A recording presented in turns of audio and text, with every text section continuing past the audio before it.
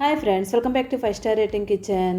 ఇంట్లో కూరగాయలు లేనప్పుడు పచ్చిమిరపకాయలు ఇలా శనగపిండితో అప్పటికప్పుడు ఇలా తయారు చేసి చూడండి. దీనికోసం 50 గ్రాముల వరకు పచ్చిమిరపకాయలు తీసుకుంటున్నాను. కారమైనా పర్లేదు, మీకు నచ్చినవి తీసుకోండి, కారం లేనివైనా.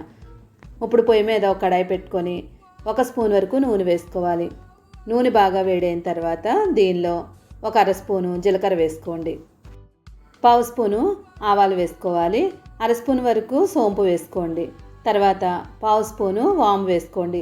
శనగపిండికి వాము వేసుకున్నట్లయితే మనకి అరుగుదల అనేది ఉంటుందన్నమాట. కంపల్సరీ శనగపిండి తీసుకుంటున్నాం కాబట్టి వాము తీసుకోండి. కరివేపాకు వేసుకొని బాగా వేయించేసుకోండి. ఇది వేగిన తర్వాత పచ్చిమిరపకాయలని చిన్న ముక్కల కింద కట్ చేసుకున్నవి వేసుకోండి. ఇక్కడ కొలత ప్రకారం తీసుకోవాలి. కట్ చేసుకున్న పచ్చిమిరపకాయలని 1 కప్పు వరకు తీసుకున్నాను. ఇప్పుడు మనం వీటిని 2-3 నిమిషాల పాటు బాగా వేయించుకోండి. ఇవి బాగా వేగిన తర్వాత ఏ కప్పుతో అయితే మనం పచ్చిమిరపకాయ ముక్కలు తీసుకున్నామో అదే కప్పుతో 1/2 కప్పు వరకు శనగపిండి తీసుకోవాలి. కంపల్సరీ కొలత ప్రకారం తీసుకోండి, లేదంటే పచ్చిమిరపకాయలు కారంగా ఉంటాయి కాబట్టి శనగపిండి కొలత తప్పినట్లయితే కనుక కారం ఎక్కువ అవుతుంది. 1/2 కప్పు ఇది తీసుకున్నాం కదా, పచ్చివాసన పోయే వరకు వేయించేసుకోండి. ఇది వేగిన తర్వాత దీనిలో ఒక 1/2 స్పూన్ వరకు పసుపు వేసుకోండి. తర్వాత రుచికి తగినట్లుగా ఉప్పు వేసుకోవాలి. కారం ఉంటుంది కాబట్టి కొంచెం ఉప్పు ఎక్కువే పడుతుంది, చూసి వేసుకోండి. ఇప్పుడు మొత్తం అంతా 1 నిమిషం పాటు బాగా వేయించేసుకోండి.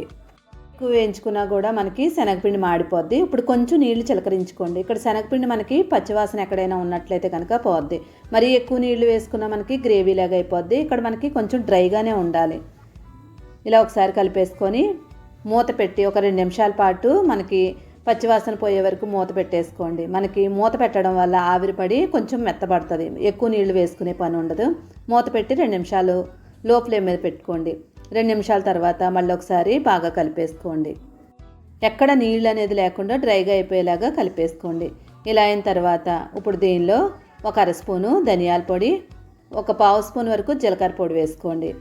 తర్వాత దీనిలో చాట్ మసాలా, ఇది హోమ్ మేడ్ చాట్ మసాలా, ఇక్కడ నేను తయారు చేసిందే, అది 1 స్పూన్ వరకు వేసుకోండి. మీ దగ్గర ఏది అవైలబుల్గా ఉంటే అది వేసుకోండి. చాట్ మసాలా వేయడం వల్ల టేస్ట్ మాత్రం చాలా బాగుంటుంది. మొత్తం అంతా 2-3 నిమిషాల పాటు బాగా కలిపేసుకోండి. తర్వాత ఒక నిమ్మకాయని తీసుకొని ఒక అరచెక్క వరకు తీసుకోండి. మరీ ఎక్కువైనా మరీ పొల్లగా అయిపోద్ది, కంపల్సరీ నిమ్మకాయ వేసుకోవాలి. మీ దగ్గర ఆమ్చూర్ పౌడర్ ఉంటే కనుక ఒక 1/2 స్పూన్ వేసుకోండి సరిపోద్ది. నిమ్మకాయ లేనట్లయితే, నిమ్మకాయ ఉన్నట్లయితే నిమ్మకాయ వేసుకోండి.